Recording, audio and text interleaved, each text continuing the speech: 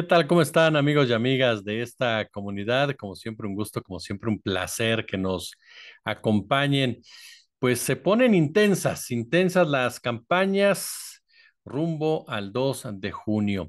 Ha sido un largo periplo, un largo viaje en donde sin duda alguna ya hay síntomas de un cansancio, de un hartazgo, en donde los señalamientos se fueron agudizando conforme se fue acercando precisamente la fecha final y en donde el Go Negative, como lo bautizó Jorge G. Castañeda, pues se volvió parte esencial de la narrativa por parte de la oposición. Una oposición que conforme transcurren los días se convence, por lo menos sus verdaderos líderes, de que la presidencia de la República está perdida y que por lo mismo buscan de una u otra forma consolidar una bancada importante tanto en la Cámara de Diputados como en la Cámara de Senadores y rescatar lo más posible en las elecciones estatales, en donde hay algunos lugares que tienen posibilidades o que la elección será mucho más cerrada de lo que se pensó en un principio. El caso, por ejemplo, de Yucatán, el caso, por ejemplo, de Guanajuato, el caso también, por supuesto, de la Ciudad de México, el caso del estado de Jalisco, son algunas precisamente de estas entidades. Y nos vamos a detener precisamente en el caso de la ciudad, porque la guerra sucia está a todo, absolutamente a todo lo que da. Hace unos días, este señor Arturo Castañe, quien ha jugado un papel protagónico en el golpeteo hacia Rocío Nale, presentó una acusación en contra de Clara Brugada, asegurando que tenía inversiones en paraísos fiscales, algo que en lo personal me parece un disparate basado sobre todo en la trayectoria de Brugada y en el estilo de vida de Brugada.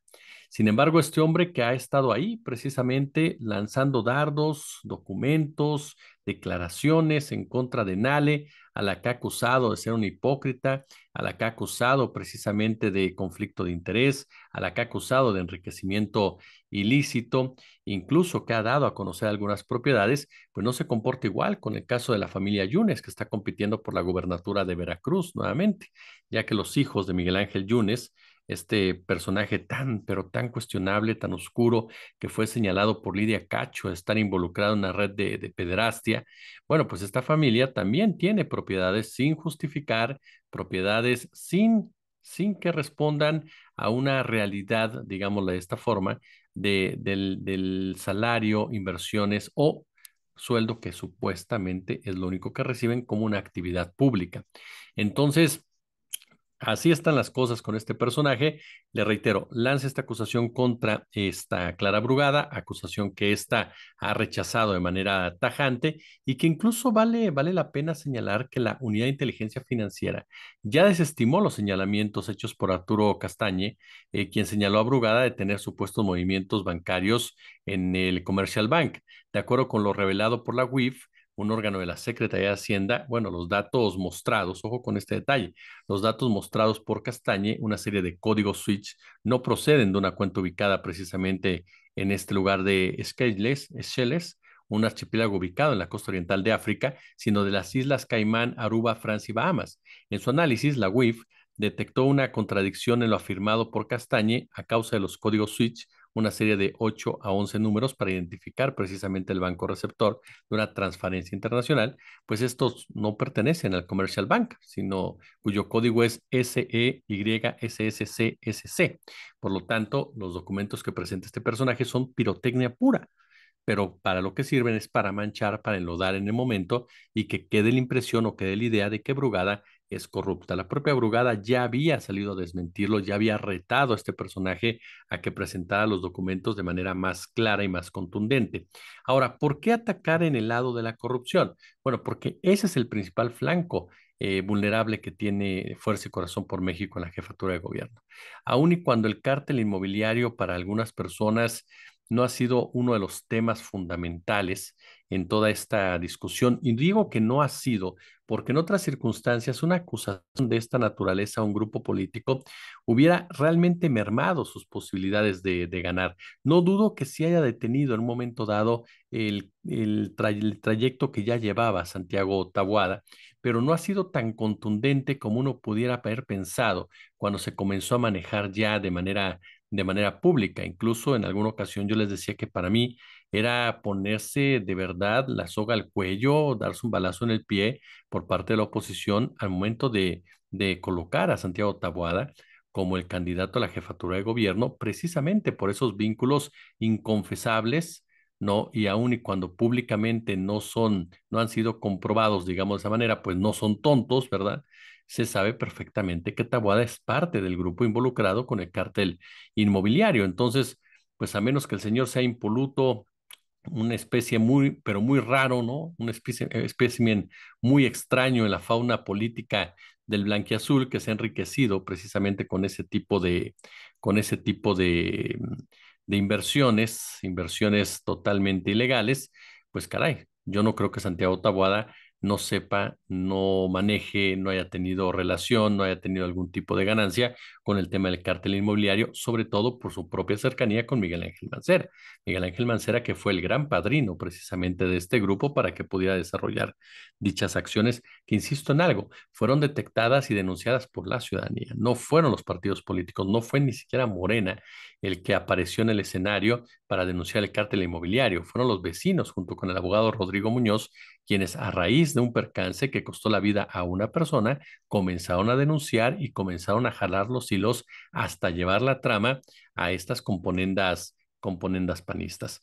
Y en este escenario es cuando se da a conocer un audio muy claro, muy contundente, que viene a involucrar, ¿no? A la gente de Santiago Taboada con el tema precisamente del cártel inmobiliario. Sebastián Ramírez, dirigente de Morena en la Ciudad de México, dio a conocer un audio en el que se revelan supuestos actos de corrupción inmobiliaria de miembros de Acción Nacional, quienes presuntamente habrían recibido departamentos de City Towers.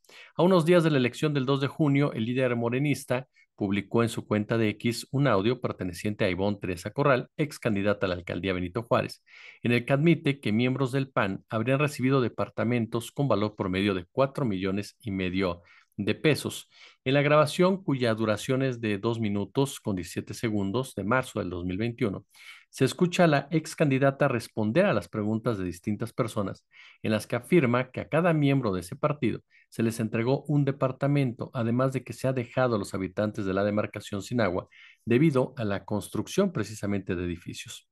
A cada uno de Acción Nacional, de los que era Acción Juvenil, les dieron un departamento en City Towers. Entonces yo te digo, oye, construye ahí, no te preocupes, amiga, yo te voy a dar 2 departamentos en el City Towers.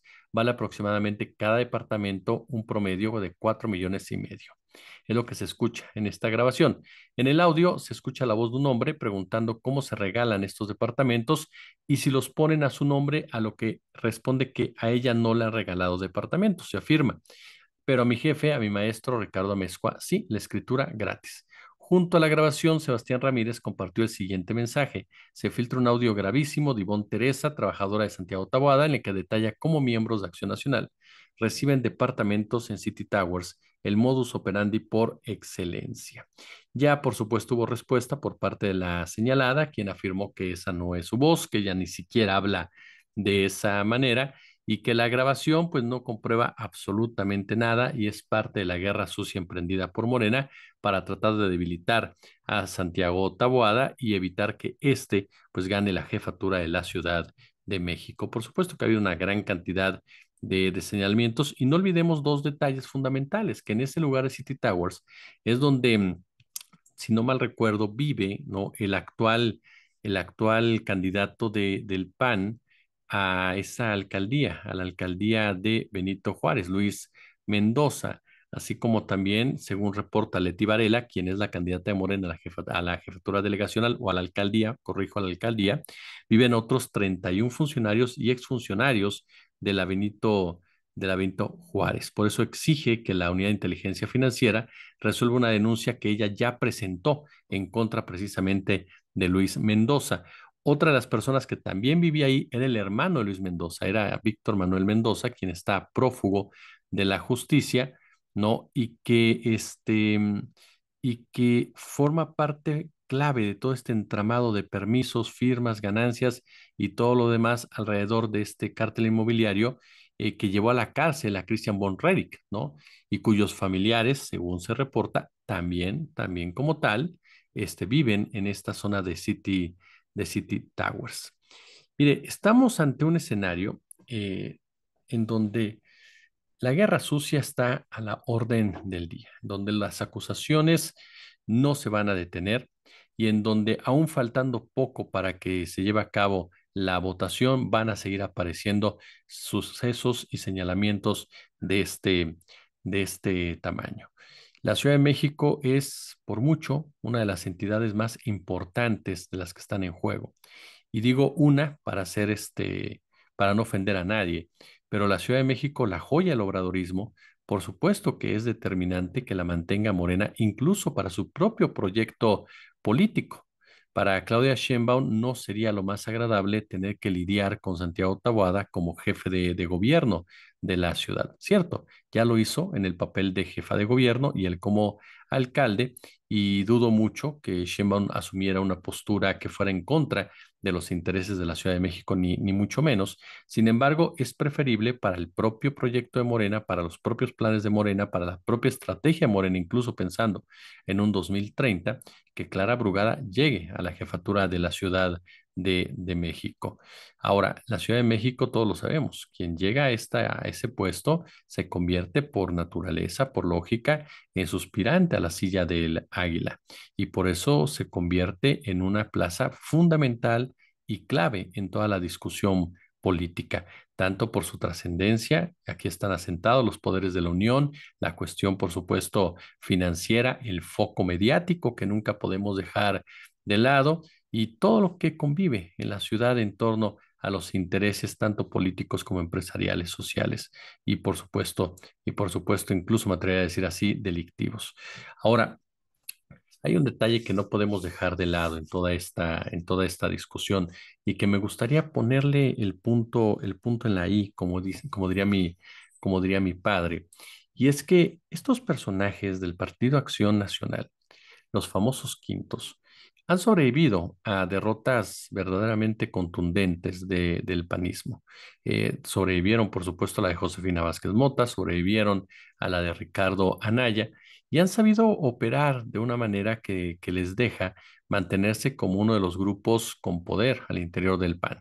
Para ellos, por supuesto, el hecho de que Santiago Taboada incluso no gane la Ciudad de México, pero se quede muy cerca de Clara Brugada, les permitiría asentar su poder al interior del blanquiazul para poder operar de otra forma, ya sin esas imposiciones que todavía los viejos panistas llevan a cabo, por ejemplo, y con una mayor libertad de poder hacer lo que mejor saben, que es hacer política a la mala, carroñera, de suciedad, al estilo de Diego Fernández de Ceballos, con una elocuencia, con una verborrea impactante, pero que en el fondo lo único que están buscando y están tratando es de despojar a la ciudadanía de los propios bienes, pero claro, siempre con este discursito que te hace dudar, ¿no? De lo que pasa a tu alrededor por el uso de palabras elegantes, por el uso de frases bien estructuradas, por el uso, por supuesto, también de promesas de beneficio para todos. Ve usted lo que se propone en torno al metro. Hoy por hoy no han logrado aclarar qué es lo que están proponiendo para el metro en ciencia cierta. Un día dijo una cosa Taboada, otro día dijo otra Doring, después otra vez Taboada lo corrigió. Lo único cierto es que mostraron que no tienen ni idea de lo que pasa al interior del metro, que no conocen cómo funciona ni cuál es el impacto para millones de personas. Pero así son estos integrantes de los quintos. Son personajes tan pragmáticos, pero tan pragmáticos que para ellos todo es un negocio y todo tiene que redituar en dinero. El caso concreto del agua a mí me parece un tema esencial. ¿Por qué? Porque el señor Santiago Taboada lo ha dicho, va a haber participación privada. ¿Por qué? Porque solamente así se puede mejorar las condiciones y se le puede entregar agua a los capitalinos y no condenarnos a vivir en las pipas. Claro, usted me dirá, oye, pues se oye perfecto, ¿por qué entonces no lo hacemos? Bueno, porque lo que ha quedado demostrado en México, sobre todo provenientes estos acuerdos del mismo partido de Santiago Taboada, es que cuando ellos privatizaron el agua en estas entidades en donde se ha llevado a cabo, las consecuencias fueron deplorables para los que menos tienen. Los que menos tienen fueron los que menos agua reciben y los que peor calidad de la misma tienen. Entonces convirtieron al agua en un producto, ¿no? En un producto que lo recibe quien lo paga mejor, cuando es un derecho y cuando no puedes negarle el agua, por supuesto, absolutamente a nadie. Y estos personajes lo convirtieron en eso, en una mina de oro, no solamente para ellos, sino para sus cuates empresarios. Entonces, esa es la línea que maneja Santiago Taboada. No estamos ante un panismo como el de Santiago Krill, sí con sus variantes, pero yo creo que estamos ante esa última generación que convierte el conflicto de interés en un sello propio y que además de todo lo presume con muchísima, pero muchísima gallardía. Obviamente habrá que esperar un peritaje de este video. Por supuesto que habría que esperar una investigación a fondo, pero me queda claro que no sería extraño en ningún sentido, que esto fuera realidad. ¿Por qué razón? Por los antecedentes de los involucrados, porque son gente que está metida hasta el tuétano en ese tipo de actividades. Si reitero lo que hemos platicado, es impresionante que de verdad hayan tenido el nivel de cinismo de entregar la tabuada la candidatura a la jefatura de gobierno.